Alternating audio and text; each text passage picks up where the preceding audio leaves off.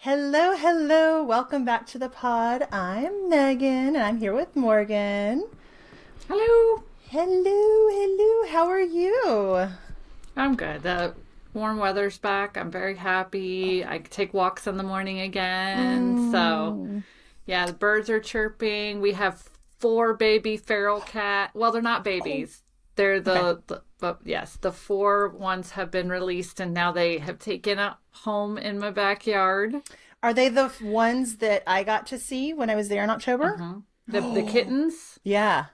They're Yeah. like actual little big kid cats now. Yeah. I love Yeah, that. and there's a solid black one and yeah. Yes. So, we Crowley have more too. ferals. Yeah, Crowley too. Oh, I Yeah. love that. I love that. No, we had a couple of days that were like in the high 70s, low 80s. I'm like, okay, all right, like pulling the tank tops out. Now I'm back in my sweatshirt. So, because our high today is 61 and it's just, I don't know about you, but if I'm in a situation where like suddenly we get super warm, we get super cold, it's like my body is like overreacts to it and seems oversensitive to it. So I've just been freezing my ass off all day. So, Yeah. No, that's the way it was for me when we had our little bit of a cold front where like hmm everybody else got blasted with snow. It was hmm just a little, it was like maybe a high of 55 here. hmm I was freezing at night, so we had to have a fire in the fireplace every yeah. night. And I was like, I'm sitting here freezing when it's Oh literally like man. 60 something degrees in my house. Yeah. But like I'm Yeah. like people are covered in snow right now. I was like I'm such an Arizonan. It's You not funny. are. I love it. I love it. Yep. I feel that though. I feel it. No, I'm waiting for like we still have crows out. Like we got all like the winter birds, but I'm starting to get blue jays, which is interesting because we haven't had blue jays here in a long time. But I'm ready for the birds to be chirping and the flowers to start budding and all that on the trees. So I'm like, okay, we've passed in bulk. Let's go. Yeah. Oh man. Well, today's topic is a little more on a serious note, but we're going to have fun with it. And it's inspired in part by something crazy that I saw on Instagram. So I follow obviously a lot of witchy people. I follow a lot of black creators. And so there's a certain like Venn diagram overlap there. And so a couple of these creators were talking about how white MAGA witches, like we'll just say it, are using hoodoo and voodoo and calling on entities like Papa Legba to protect ICE officers and punish the quote unquote illegals. And that's as political as we'll get in this episode. But all of these creators that were talking about this, and I agree with them completely, is that's some fuck around find out shit right there.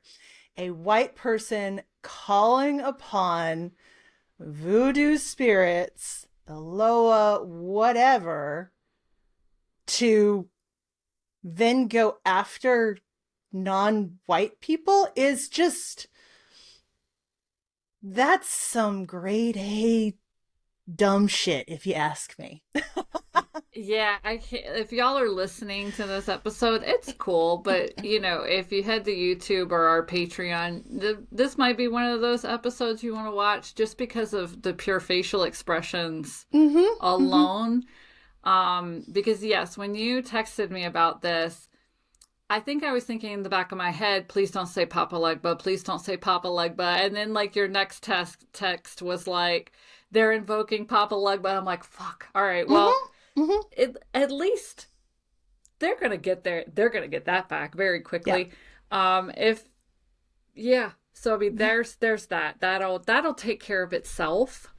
Um, but yeah, it did decide like we decided to talk about cultural appropriation, Mm-hmm. um, which is something I do love to talk about. I know that we're two white witches talking about cultural appropriation, so I can see where it's very good for us to do this. I can also see where some people might be like, "Oh, good, two white witches telling us what we can and can't do anymore." But trust me, like Megan and I are very straightforward when it comes to this kind of stuff, and we're not gonna, do what a lot of other white witches. And when I say white witch, I mean the color of our skin, not, like white magic witches. So Caucasian witches, because a lot of them try to justify what they're doing by saying some bullshit. So we'll shut that down in this episode today too.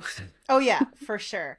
Well, and I was thinking about this as I was like making lunch and everything before we recorded, and I was just like, I saw somebody else post recently, and I just followed her Substack. She's a white woman, and she made an excellent point that said, look, it, just because we do anti-racist work doesn't mean that we are not going to accidentally cause some harm because we're white, because this is the system that we've grown up in that benefits us.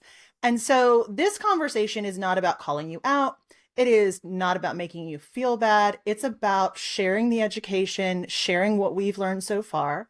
And we're continually learning. It's a process. And so it's active harm reduction. And I think that that is something to keep in mind as we talk through this and as we dive into like, what is cultural appropriation? What is it not? What are some examples? That sort of thing.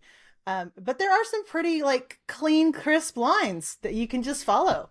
And one of them is voodoo and hoodoo. That is not for us. If your skin looks like my skin, if we are palm colored, as our Black creators around us will call us, that is not for us. And I'm sorry. That's just how it is. Now, you can learn about it. You can even visit a practitioner and pay them for their work for you. But that doesn't mean you need to be doing root work or anything like that. So no, I agree. And I think I've told, I don't know if I've told it here, but when I owned a brick and mortar store, I owned it in South Carolina and in the Bible Belt. And at the time, the only place that anybody could get their supplies from were from, stores where the front of the store was a flower shop or the front of the store was a musical instrument shop. And the back of the store was run by hoodoo practitioners. And that's where you could get your supplies from. And so I had quite a few hoodoo practitioner customers because they came into my store. They they needed herbs, candles, oils. They needed the same things that, witches use. And I would sit and talk with them. And it was this beautiful exchange of information she would tell me, oh, in this situation, this is what my grandmother taught me to do. What do you do in this situation? And I would share witchcraft with her. But nothing that I ever learned from her. It was like a sitting down and talking, and an understanding of energy. And it was beautiful, but it was never anything to where I was like, oh, I'm going to go do all of these things right now because someone told me about them. right. Yeah. Yeah, absolutely. As you're talking, I'm thinking about it's kind of like if you want to take some of this voodoo specific language out of it. It's like if you were invited over to your friend's house for Hanukkah because they're Jewish, that doesn't mean that then you just go and start practicing Judaism. Yes. Because you've been invited into that space or you've had that conversation or whatever. Yes. And the reason we really focus on hoodoo, voodoo, and even some of the indigenous practices that are closed is that we've got to remember that these practices were either around before white people came into the picture for these folks or are a direct result of the harm that we created. So when people were taken from Africa, they had their own spiritual practices and they were enslaved by white people who then forced them to give up their names, their religion, their language, and really forced Christianity upon them. So if you do some deep dive work, or if you go to like New Orleans and you experience like New Orleans hoodoo, which is different than other forms, you see a lot of Catholicism layered in because that was the way that they could keep their traditions alive as enslaved people but still kind of under this guise of Christianity that kept them safe. So for us to walk in as white people and be like, I want to do that. I want to be in this space. I want to practice that. That is just no. That is bad. Like, no, slap your hand. Because that's just like, that's coming back and reharming and causing more harm to the situation. Yeah, and closed practices too are called closed practices for a reason. They're passed down from generation to generation, and you are taught your family's spells, your family's workings, your family's beliefs. And that's why I understand that there's quite a few white hoodoo practitioners on Etsy. Mm-hmm. Like the guy you were telling me about this week, right? It was like ancient texts. I found an Etsy store, y'all. I'm not going to call them out like by name, but I found an Etsy store this week that, yeah, it is run by a white man, and he makes his products. He says it in his bio using ancient grimoires, the Bible, and hoodoo and voodoo concepts. And I'm like, who are you? So of course I do deep diving, and there's his picture. It's a white man. I'm like, dude, you gotta be fucking kidding me. The audacity. Yeah. So they are closed because that's their family's traditions that were taught to them by their, grandparents or parents, that were taught to them by their, like, who are you to just barge in and be like, I'm going to take this shit and do it myself. So, yeah. But I've seen a lot of white hoodoo practitioners in the South. They claim that they were brought in and initiated within, they were brought in. And I think if that's done, that's fine. If that's legitimately what's been done, if you have been taken into a family, a hoodoo practicing family, and they trusted you enough to teach you hoodoo correctly and pass down their family's information in order to keep it alive, or they trusted you enough to do that, then that's good. That's fine. I think if you could hear the hesitancy in my voice, it's because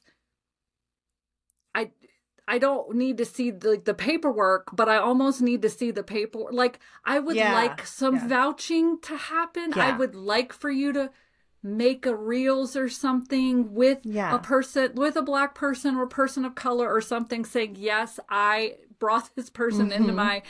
Because I think that, especially in this day and age, if you live in the South, like I lived in the South, and I had this woman coming in, I very well could have been taking notes and then just turned around, used her recipes, and sold them in my store. And that's wrong. Yeah. Agreed. Yeah. And I think also a good rule of thumb is if somebody from a closed practice teaches you how to do something for your personal practice, that's not a permission slip to go and share it with everybody else. Yes. Really, from where I sit, the right thing to do is if somebody says, hey, I have a question about this, and you know that the thing you were taught would work, send that person to the person that taught you and let them make that decision if that knowledge should be shared or not, and move on with your life. Because God knows there's all kinds of ways to freaking cleanse a room or talk with spirits. And that's the thing, is like, there are so many alternatives to the practices that are closed that there's really no reason to go appropriate something. No, I was just thinking that too. So it's like you read my mind. Yeah. Yeah, I do that a lot lately. Yeah. Yeah. So that's true. And like, when you boil things down, okay, the whole entire world crosses over. Belief paths, cultures, everything crosses over. Like, if you even look at creation stories from different cultures that thousands of years ago would have never had contact with one another, there are similarities. There are similarities in creation stories. A lot of different cultures have similar deities, So with all of that free, open knowledge and knowing that, yeah, they kind of cross over, but there is still a line. Yeah. You could still do everything you want to do without crossing that line. Mhm. And why do you want to cross the line? Why Right. do you feel entitled to cross that line? Like, these are questions you have to ask yourself, honestly, as a white person. Why do I want to take hoodoo practices and start doing them myself? Like, that is for them and their families, and that's what makes it beautiful for them and have so much meaning. Why do I want to do that? And so if you're getting mad at me right now, then good. Ask yourself some questions, honestly. Like, Yeah. that's how you Yeah. know, that's how you learn yourself more and then get to your own power. And you know, Hmm. why is your lineage not something that maybe you want to explore more? Why do you want to steal someone else's lineage? Like, Yeah. that's not cool. Yeah. Yeah. And I think some of this goes into the conversation that could be had around whiteness as a culture. And we lost a lot of our ancestral culture. And so if you happen to know like what your lineage is, like I, for example, know I have a lot of German and Austrian lineage. My great grandparents were like fresh off the boat. So I can go in and I can explore the roots of magic and traditions there. And I know for a fact I'm not culturally appropriating that. Like that's where my family is from. And it's interesting because I didn't have any like practicing family members, but I can see interesting traditions that actually I just have in my day to day, like celebrating holidays or whatever life, um, that are still there. And I'm like, oh, okay, cool. So when, you know, in the young days of our nation, it, there was this big movement, and it did not start here. I mean, it started in Europe, but there was this big movement to just kind of clump all of the white cultures together. And so instead of having, people from Norway and England and Germany and Italy and like these different places and having their own culture, it was just, oh, you're all lumped together. And so when that happens, a society, like people are just going to lose their traditions. And I think that's part of the reason why white people are so drawn to these closed practices is because the closed practices have been closed, they've been protected, and they are, in my opinion, closer to the root source of the practice. So let's see how many times we can say white people in one episode. I realize as I'm saying it, but you know what? There is no question where we stand and what we're talking about here. Yeah. Yeah. And this So, is also not, like, for example, I live in the Southwest. I live in Tucson. So down here, there are a lot of, I could throw a rock and hit a store where I can have either some amazing food from like 17 different cultures, or I can shop or, have like authentic cleansings done, like mhm. authentic egg cleansings. And, I love it. Like, Tucson is a gorgeous melting pot of so many different people and races Yes. and cultures and beliefs. So I'm very grateful for that because I can honor Mhm. the energy and the people around me by going directly to them. Yeah. And, like, for example, one of the plants around here is creosote, Mhm. which is emitted, like when it rains, you get this gorgeous smell. Well, I can go to the reservation here and they have bundled the creosote. It's not, like an off limit sacred plant, but they have bundled it and they are selling it, and they will tell you that, the indigenous people here, the tribes here will be like, this is how you use it, Mhm. please buy from us, Yeah. Yeah. and I'm like, yes, because now I am honoring the practices around here. But like, I can go to like a Dios de los Muertos parade if I Mhm. want to. I'm not practicing, but I'm honoring, Mhm. Mhm. I can give offerings to the land, Mhm. to even in my backyard, Mhm. honoring the people that were here before me, honoring the life that was here before me. And that's not cultural appropriation. That is like leaving an offering and saying, thank you. I want nothing from you. Mm-hmm. I am here to respect the land and the people that came before me. Thank you so much. Mm-hmm.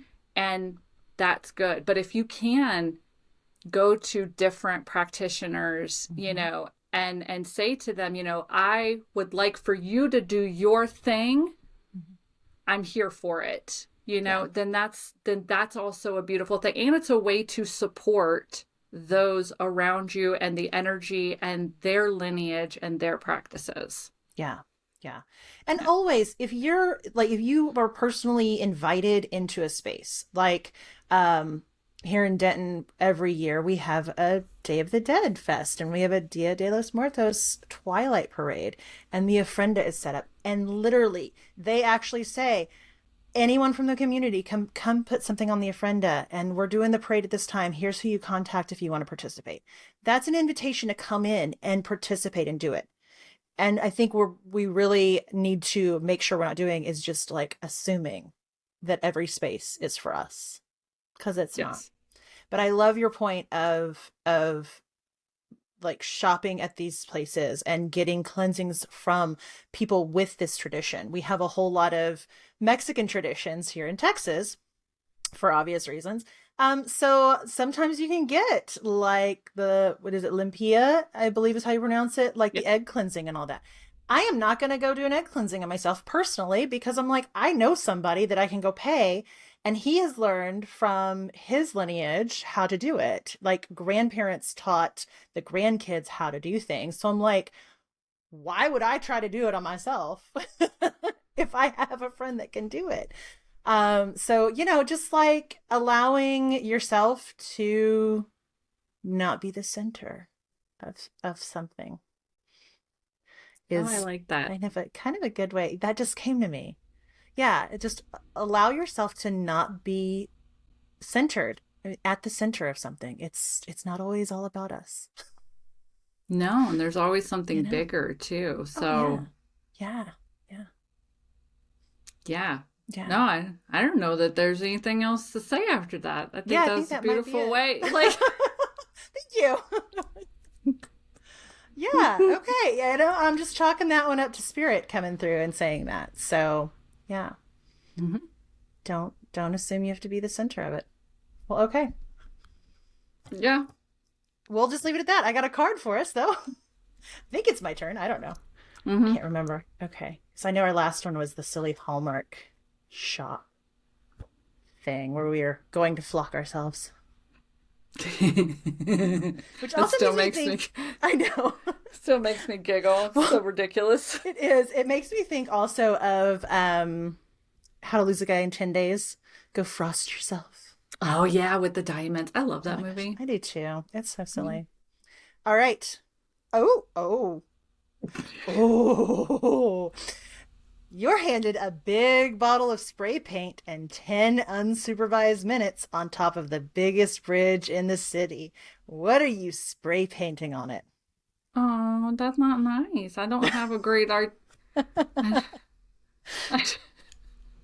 don't know. My challenge is, what am I not spray painting on it? Oh, I don't know, because I'm not a great, like, I think graffiti artists, like real graffiti artists, not the kids with spray can things that put their name on shit. Yeah. You know? But like, I think graffiti artists can be beautiful. And I'm like, I don't have 10 minutes. I don't think I could create anything that wouldn't be an eyesore. See, and I'm just like, I spray paint these words and say this and do this. I think ice out is a perfect message, and I could do that in less than 10 minutes and be out of there before anybody said skip. So there you go. That's true. That's true. Yeah. I can just add flowers onto yours and make it decorative. I'll add flowers. I love it. And little peace signs. And maybe like some flames. That's what I'm good for. I'll I come in love and it. do the little decorative touches I love it. on I whatever. love it. Yeah. Oh, I am not claiming this is going to look good or professional. Nobody said it had to look good. But Yeah. yeah, yeah. So maybe something snarky about Greg Abbott here in Texas for our Texas listeners. I love it. All right. Well, friends, thank you so much for tuning in. We are in all the places on Instagram at Two Witches Talking. We are also on the Ink Goddess Creations YouTube channel under podcasts. Check this one out, obviously. Check out Morgan's podcast as well because it's fire. It's amazing. Of course. Thank you. We also have a free Patreon it's Two Witches Talking. And then send us your witchy stories, your inquiries, your questions, your requests for clarification, whatever, to twowitchestalkingpod@gmail.com. All Yep. right. Thanks so much. We'll see y'all next week. Bye.